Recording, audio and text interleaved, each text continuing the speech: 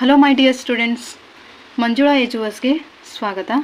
ಇವತ್ತಿನ ಈ ವಿಡಿಯೋದಲ್ಲಿ ಎರಡು ಚರಾಕ್ಷರಗಳಿರುವ ರೇಖಾತ್ಮಕ ಸಮೀಕರಣಗಳ ಜೋಡಿಗಳು, ಅದರಲ್ಲಿ ಅಭ್ಯಾಸ 3.1 ಬಿಡಿಸೋಣ. ಅಭ್ಯಾಸ 3.1ರಲ್ಲಿ ಮೊದಲನೆಯ ಪ್ರಶ್ನೆ ಏನಿದೆ ಅಂದ್ರೆ,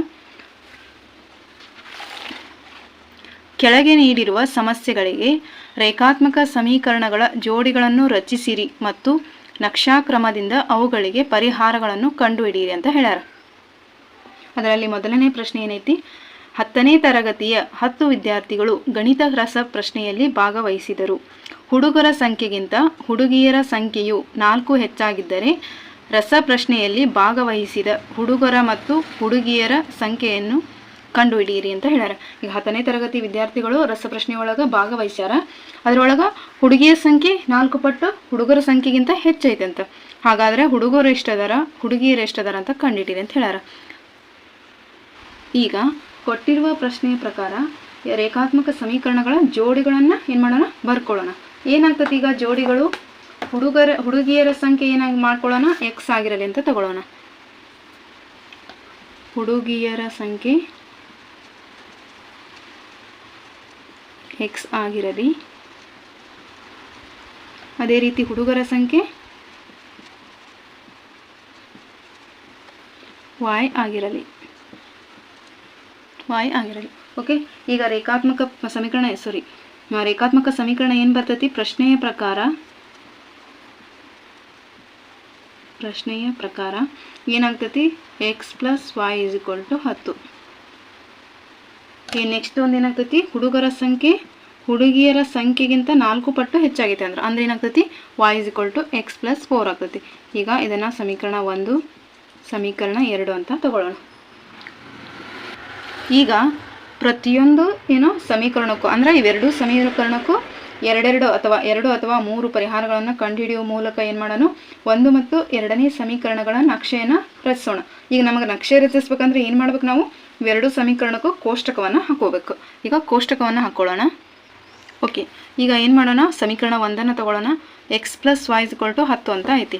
ಈಗ ನಮಗೆ ಬೇಕಾಗಿರೋದು y ಬೆಲೆ ಕಂಡುಹಿಡಿಬೇಕಲ್ಲ, ಅದಕ್ಕೆ y is equal to 10 minus x ಅಂತ ಮಾಡ್ಕೊಳ್ಳೋಣ. ಇದಕ್ಕೆ y is equal to x plus 4 ಸಿಕ್ಕತ್ತೆ ನಮಗೆ.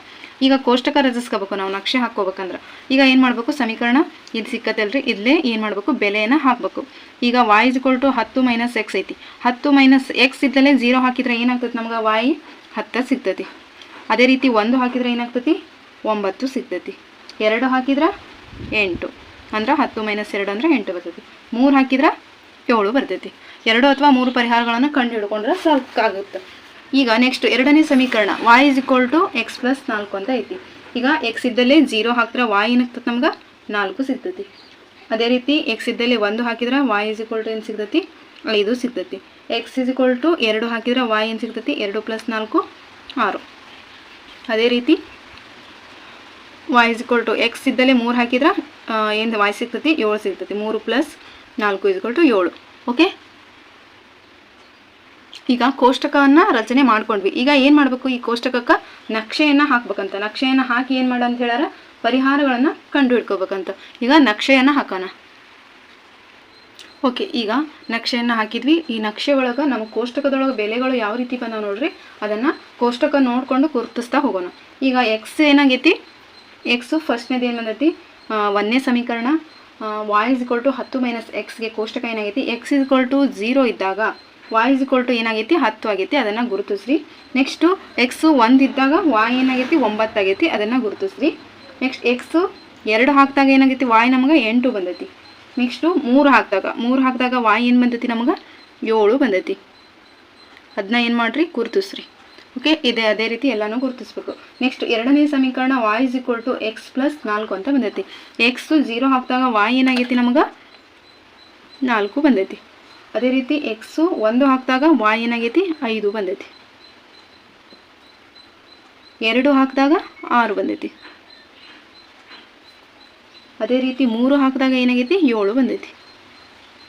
ಹೌದಾ, ಏನು ಮಾಡ್ಬೇಕೀಗ, ಇವೆರಡು ಸಮೀಕರಣಗಳ ಬಂದಿರೋ ಪಾಯಿಂಟ್ಸ್ನ ಏನು ಮಾಡಬೇಕು, ಸೇರಿಸಬೇಕು.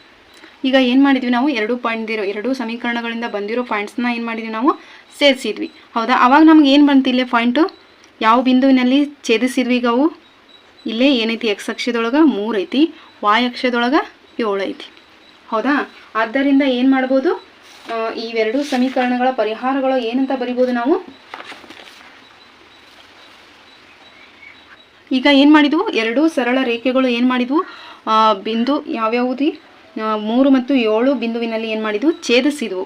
ಹೌದ್ರಿ? ಆದ್ದರಿಂದ ಏನು ಮಾಡಬೇಕು, ರೇಖಾತ್ಮಕ ಸಮೀಕರಣಗಳ ಜೋಡಿಗೆ ಏನಾಗ್ತೈತಿ, ಎಕ್ಸ್ ಅಂದ್ರೆ ಏನಾಗ್ತೈತಿ, ಈಗ ಎಕ್ಸ್ ಅಂದ್ರೆ ಏನಾಗ್ತೈತಿ 3 ಆಗ್ತೈತಿ, ವಾಯ್ ಅಂದ್ರೆ ಏನಾಗ್ತೈತಿ 7 ಆಗ್ತೈತಿ. ಹೌದಾ? ಆದ್ದರಿಂದ ನಾವೇನು ಬರಿಬೋದು, ಪರಿಹಾರಗಳು ಎಕ್ಸ್ = 3, ವಾಯ್ = 7. ಆದರೆ ಇದು ಏನು ಹೇಳ್ಯಾರ ಅವರು ನಮ್ಗೆ, ಮತ್ತೆ ಹುಡುಗರ ಮತ್ತು ಹುಡುಗಿಯರ ಸಂಖ್ಯೆಗಳನ್ನು ಕಂಡುಹಿಡಿಯಿರಿ ಅಂತ ಹೇಳ್ಯಾರ. ಹುಡುಗರ ಸಂಖ್ಯೆ ಏನಂತ ತೊಗೊಂಡೇವಿ ನಾವು, ಎಕ್ಸ್ ಅಂತ ತೊಗೊಂಡೇವಿ. ಹುಡುಗಿಯರ ಸಂಖ್ಯೆ ಏನಂತ ತೊಗೊಂಡೇವಿ, ವಾಯ್ ಅಂತ ತೊಗೊಂಡೇವಿ. ಈಗ ಏನಂತ ಬರಿಬೋದು, ಹುಡುಗಿಯರ ಸಂಖ್ಯೆ